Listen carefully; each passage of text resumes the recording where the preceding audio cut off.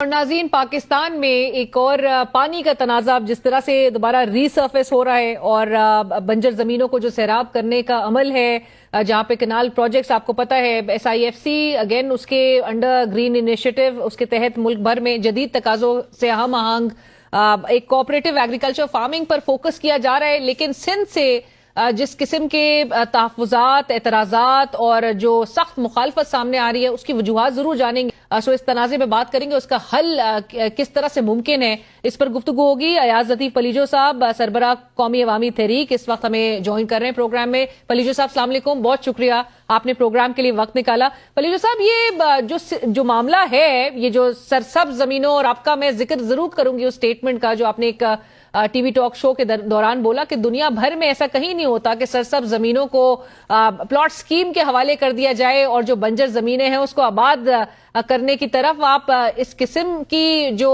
इकदामात कर रहे हैं कि जिसकी वजह से इतनी मुखालफत आ रही है। मुखालफत है किस बात की? बड़ी नवाजिश अलीना साहिबा, आपने मौका दिया इस मौजू पे गुफ्तगू करने का। अलीना साहिबा, देखें, सिंध का एतराज बुनियादी फकत यह है कि आपके पास आपके अकाउंट में बैंक में वो पैसा नहीं है जो आप बांट रहे हैं, आपके देगची में वो खाना नहीं है जिसके लिए आपने लोगों को बुलाया है, आपके पानी के टैंक में वो पानी नहीं है जिसके लिए नलके निकाले हैं, कुआं सूख चुका है, कुएं से पानी निकालने के लिए कतार लगाई हुई है। पाकिस्तान में जो 1991 का अकार्ड हुआ था उसमें 117 मिलियन एकड़ फीट पानी दिखाया गया था, जिस पानी में से 47 MF सिंध को दिया गया था और तकरीबन 55 के करीब 56 के करीब पंजाब का था पानी। तो ये जो 48 और 55 का 7 MF का फर्क था, उसके बावजूद सिंध को अपने हिस्से का पानी नहीं मिला। चश्मा झेलम लिंक जो समझा जाता था फ्लड कैनाल है या तौसा पंजनद, वो बहते रहे। सिंध में खुद IMF की रिपोर्ट के मुताबिक जो पर कैपिटा वाटर अवेलेबिलिटी आज से 10 साल पहले 1500 थी, वो अब घट के 1000 से भी नीचे चली गई, कम हो चुकी है। कोटरी बैराज में जो पहले 2010 तक 12 तक जो कोटरी बैराज से डाउन स्ट्रीम 40 MAF पानी जाता था, वो अब 14 MAF हो चुका है, यानी 26 MAF कम हो चुका है। सिंध की जमीनें बंजर हैं। कोटरी बैराज पे आप खड़ी होंगी इस वक्त तो आपको रेत उड़ती हुई नजर आएगी। अभी सोनी माहीवाल का किस्सा अगर अब होता तो सोनी न डूबती, सोनी कबड्डी कबड्डी कबड्डी करके उस तरफ चली जाती माहीवाल के पास, क्योंकि दरिया है नहीं। इसलिए इस सिचुएशन में जो हमारे कारपोरेट सेक्टर की बात की जाती है, एग्रीकल्चरल कारपोरेट फार्मिंग की बात की जाती है, आपके पास जो सरसब्ज जमीनें हैं, वो कराची क्यों, हैदराबाद, सक्कर, मीरपुर खास, लाड़काना, लाहौर, दादू, पेशावर, कहीं भी हो, उनको आप कन्वर्ट कर रहे हैं प्लाटिंग स्कीम में। बड़ी बिल्डर्स माफिया लाके आपने जमीन उनको बेच दी है। एग्रो इंडस्ट्री और एग्रीकल्चरल लैंड को आप तबाह कर रहे हैं। अकल हमारी है। और दूसरी जानब जो बंजर जमीन है उनको कहते हैं कि आबाद करेंगे, पानी है नहीं। क्या तुक है कि आपके पास एग्रीकल्चर जमीनें जो है उनको मजीद बेहतर बनाने के बजाय उनकी आप प्लाटिंग स्कीम्स बना रहे हैं। पलीजो साहब, आप क्यों नहीं इसमें मुद्दई बन जाते हैं? अभी नदीम अफजल चंद साहब कह रहे हैं 1700 अरब का ये गंदम स्कैंडल इस हुकूमत ने कर लिया, इत्तेहादी होने के बावजूद वो कहते हैं मैं मुद्दई बनने को तैयार हूं। तो आप क्यों नहीं रुजू करते अदालतों को, या आपको इंसाफ की कोई उम्मीद नहीं है? पिछले दिनों आपने देखा अलीना साहिबा, स्पीकर पंजाब असेंबली बात कर रहे थे, उनकी तो हुकूमत है ना, वो कह रहे थे कि जो शुगर माफिया है ये तमाम अजला को तबाह कर देगी और पीने का पानी नहीं बचेगा। पंजाब में भी जो सैन लोग हैं वो समझ रहे हैं कि ज़राअत को तबाह किया जा रहा है। अब देखिए, ये जो 6 कैनाल हैं, इनके खिलाफ सिंध के लोगों का एतराज ये है कि इनके लिए पानी नहीं। चोलिस्तान के जरिए आप कह रहे हैं 6 लाख एकड़ मजीद आबाद करेंगे, और दूसरी जानब कह रहे हैं चश्मा के जरिए 6 लाख एकड़ और आबाद करेंगे। फिर ग्रेफिकल के जरिए लाखों एकड़।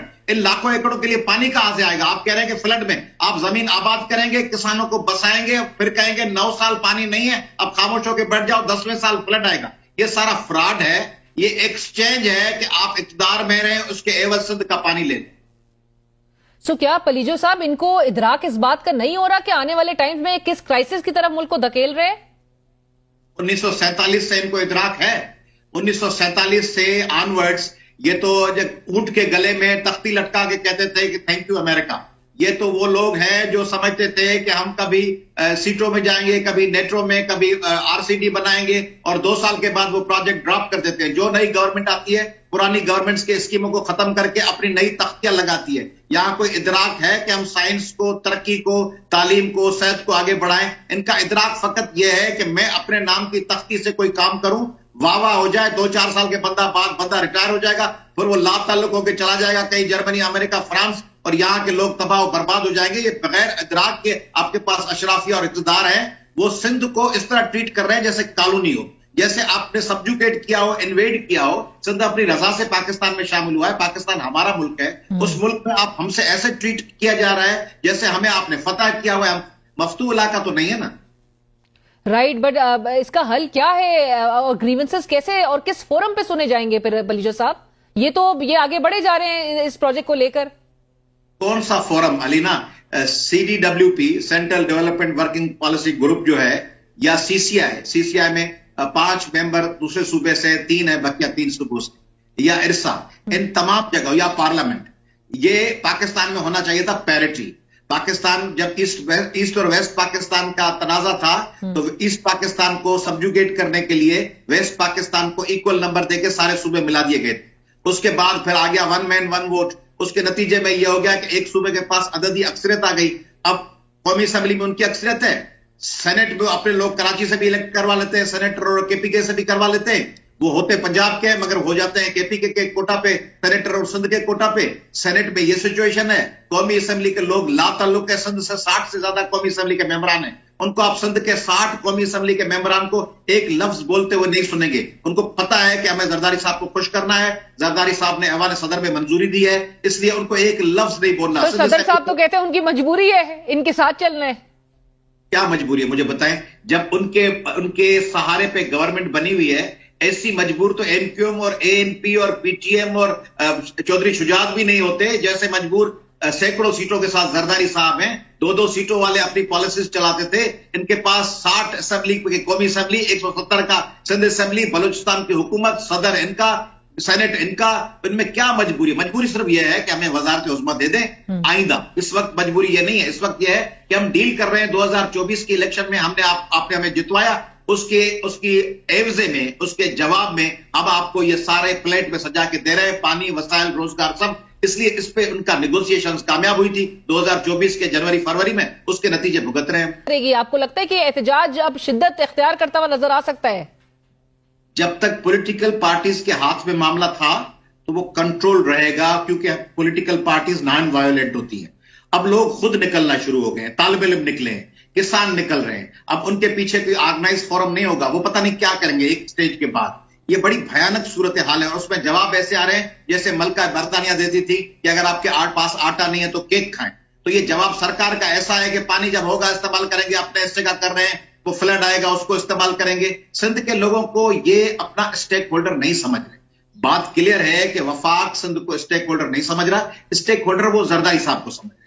इसलिए वो कहते हैं कि सिंध को छोड़ें, जरदारी साहब को अब एडजस्ट करते हैं, उनको हमारे साथ लेके चलते हैं, ये मसला हल हो जाएगा। ऐसा नहीं हो रहा, क्योंकि ये ज़राअत का मसला है, ये कोई पॉलिटिकल राइट्स का मसला नहीं है।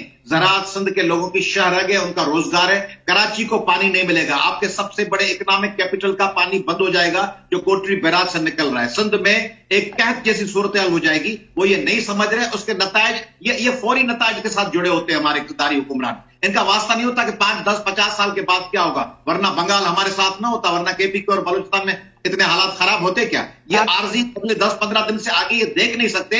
इनका दूर का विजन खराब है, इनकी नजदीक की नजर तेज है। शॉर्ट साइटेडनेस कह लीजिए। बट लतीफ बलीजो साहब, thank you so much sir for joining us. इसी के साथ ही कल तक के लिए इजाजत दीजिए। अल्लाह।